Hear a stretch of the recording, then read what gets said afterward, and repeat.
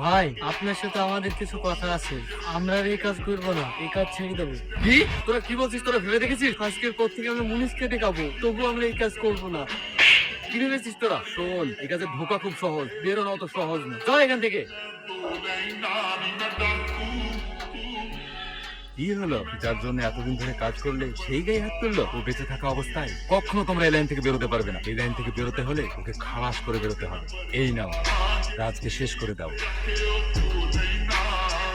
কি ব্যাপার, আপনি আমাদেরকে এখানে ডাকলেন কেন? তাহলে একটা ডিল আছে, সেই ব্যাপারে কথা বলার জন্য ডাকা হয়েছে। আপনাকে তো আমরা আগেই বলেছি আমরা আর কাজ করবো না। হুসালা, আরে বলে শুধু একই কথা। তাহলে তোর মনে মনে এই প্ল্যান ছিল? বিশ্বাসঘাতক। তুই আমাকে মারলি কেন? তুই অনেক পাপ করেছিস, তুই হাজার হাজার মানুষকে ড্রাগ